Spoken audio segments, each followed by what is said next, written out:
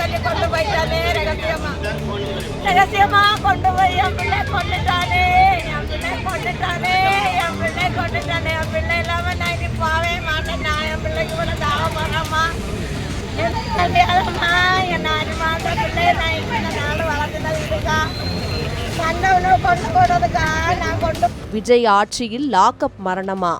மாற்றுத்திறனாளிக்கு நடந்தது என்ன? கன்னியாகுமரி மாவட்டம் சாமித்தோப்பை அடுத்த ஈத்தன்காடு பகுதியை சேர்ந்தவர் சபரிவர்மன். மாற்றுத்திறனாளியான இவருக்கு மனைவி மற்றும் ஒரு மகன் உள்ளார். இவர் தனது வீட்டின் அருகே பெட்டிக்கடை நடத்தி வந்தார். குட்கா போன்ற தடை செய்யப்பட்ட புகையிலை பொருட்கள் விற்றதாக கடந்த 9ஆம் தேதி தென் தாமரைக்குளம் போலீசார் சோதனை நடத்தி கடையில் இருந்து குட்கா பாக்கெட்டுகளை பறிமுதல் செய்து சபரிவர்மனை கைது செய்து நீதிமன்றத்தில் ஆஜர்படுத்தி பின்னர் நாகர்கோவில் சிறையில் விசாரணை கைதியாக அடைத்திருந்தனர். இந்நிலையில் நேற்று காலை சிறையில் உள்ள அறையில் சபரிவர்மன் இறந்து கிடந்ததாக சிறை காவலர்கள் சிறை உயரதிகாரிகளுக்கும் நேசமணி நகர் காவல் நிலையத்திற்கும் தகவல் தெரிவித்தனர். இதையடுத்து நேசமணி நகர் போலீசார் சபரிவர்மனின் உடலை மீட்டு பிரேத பரிசோதனைக்காக ஆசாரிப்பள்ளம் அரசு மருத்துவக் கல்லூரி மருத்துவமனைக்கு அனுப்பி வைத்தனர். சபரிவர்மன் இறந்த தகவல் அவரது குடும்பத்தினருக்கு தெரிவிக்கப்பட்டது.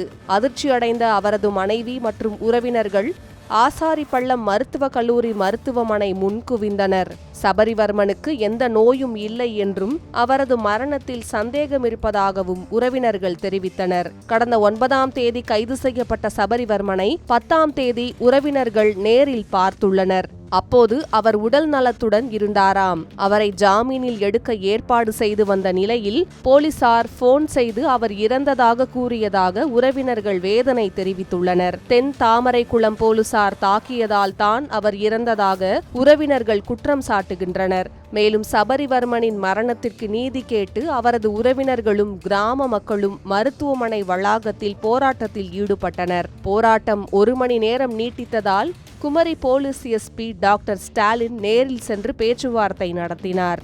அதைத் தொடர்ந்து மறியல் போராட்டம் கைவிடப்பட்டது. மேலும் பிரேத பரிசோதனையின் அடிப்படையில் சபரிவர்மனின் உடலில் காயங்கள் இருந்ததால் நடவடிக்கை எடுக்கப்படும் என்று எஸ்பி ஸ்டாலின் உறுதியளித்தார்.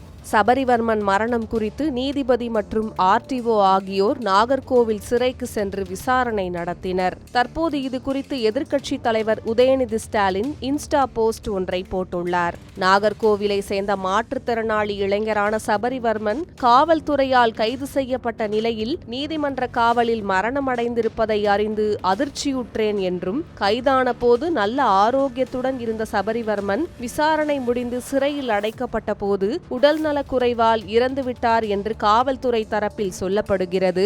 ஆனால் மரணமடைந்த சபரிவர்மனின் உடல் முழுவதும் காயங்கள் இருந்ததாகவும், அவரை மாற்றுத்திறனாளி என்று கூட பார்க்காமல் காவல்துறையினர் அடித்தே கொலை செய்துள்ளதாகவும் சபரிவர்மனின் குடும்பத்தார் போராட்டத்தில் ஈடுபட்டு வருகின்றனர். காவல்துறையை தனது கட்டுப்பாட்டில் வைத்திருக்கும் முதலமைச்சர் இதற்கு உரிய பதில் சொல்ல வேண்டும் என்றும் உதயநிதி கேள்வி எழுப்பியுள்ளார்.